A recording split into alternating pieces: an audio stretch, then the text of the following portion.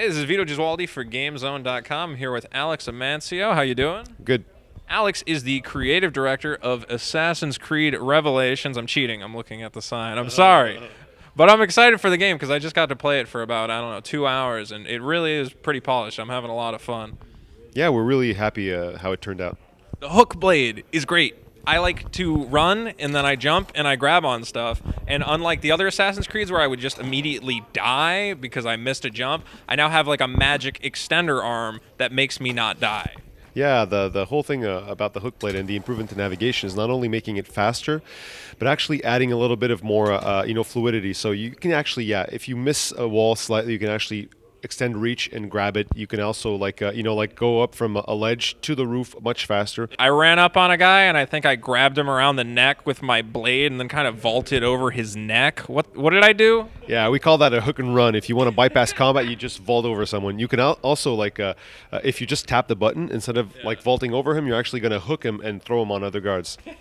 I really like that this guy, the game is just about being like, do you want to go get on that tower? Go do it. If there's a guy in your way, punch him in the face. If there's like a thing in your way, just break it down. Who cares? And then you go everywhere in this game. You're like a magic Superman of the Middle East. Exactly. It's all about like free roaming. It's all about systemic freedom and you approaching any situation the way you want to approach it. But it's also about now the plot, because the plot's really cool. Welcome to Constantine, Ezio, the crossroads of the world. Yeah, this is the conclusion of the Ezio trilogy. So, in the first two games, he was a very reactive character. Now in this game, he's proactive. Like he's actually, not motivated by revenge or by being, like the murder of his family. He's actually going forth and trying to find some answers. So he travels to Masyaf. The Masyaf is the ancient home base of the assassins, and he's looking for a library that's hidden beneath the stones of Masyaf. He's looking for information about the order, about what it stands for, where he is to, lead to. And he finds the place teeming with Templars. So he realizes that there's something much more important buried under Masyaf, something the Templars want. And 5 keys are needed to open that door to Masyaf. The keys are in Constantinople, so what starts off as sort of a pilgrimage turns into a race against time, as Ezio has to, race to Constantinople and find those 5 keys before the Templars can actually get their hands on them. Yeah, we saw a lot of this in the trailer you guys were showing off, which is the really cool. The Templars capture him. He's about to get hung, and he goes, screw that, gets away, and now he's basically got to beat them to the punch and finding a way into this library, right? Exactly. Plus, he gets to Constantinople. He doesn't know the city. He has to find new allies. He has to figure out who his enemies are. And while doing all of this, he actually, meets the love of his life, Sophia, which you actually haven't seen yet. Ooh, is she a looker? Oh yeah, she is. And he's also got a new friend. He's got his buddy with the bandana, Yusuf, who I am having a lot of fun with. Yeah, Yusuf is he's the leader of the assassins in Constantinople. Obviously, Ezio outranks him because he's the mentor. Hoş geldin kardeşim. Unless the legend is a lie, you are the man I long to meet. Renowned master and mentor. Ezio Auditore de la. Prego. Forgive me. I have a hard time remembering that Italian gibberish. Yusuf has a lot of cool things to show Ezio, like the hook blade, for example, the bomb crafting, all that stuff. The bombs are cool, and the bombs are a new thing. Yusuf goes, what, you don't have bombs? He's kind of picking fun at Enzo. He's like, you don't have hook blades, you don't have bombs. All right, buddy, and he's showing him all this cool new stuff. Ezio, where is your hook blade? My hook blade? You've never seen one? Can you talk a little bit about all the bomb crafting and everything? Yeah, so what we decided to do was, literally litter the world with all of these different ingredients, let the player explore and find them, and then when he gets these ingredients, all of them can be combined into creating different bombs. So there's literally dozens of bombs you can create, and the cool part is that these bombs actually reinforce the way you want to play the game. So, if you want to play very stealthily, you can, create some thick smoke bombs or some sort of diversion bombs. Yeah. If you want to, just bypass combat, create some chase breakers or create some really cool explosive bombs. So it's really up to your imagination. That's awesome. I mean, it's basically adding layers upon layers. The first Assassin's Creed introduced a lot of the free-running elements. Later games added new items and new abilities. And this really is the culmination of all of it. You have so many different ways to tackle the, assassinations given to you, the challenges you're facing, that it's crazy. It's really open-ended and a lot of fun. Yeah, it is, and it's the most flexible game. The game, it is the Assassin's Creed that you can play the most like the way you want to play. It's also the most challenging of the Assassin's Creeds. Trust me, I died a lot today. There you go. I mean, the environments also look fantastic. I know at one point I was underground, you know, infiltrating. What was it? It's like this underground cave type area. Yeah, it's really that's actually the Galata Tower you're describing. And we actually spent a lot of time revamping the visuals of the game. So we've revamped the engine. We've added volumetric 3D smoke to it. We've added we completely redid the day-night cycle, the lighting. We redid the water shader, the skin shaders, the cloth shaders, the metal. We also use a new technique to create characters. The faces, we actually scan real people, and then we mix and match different parts of real people's faces to create these unique characters.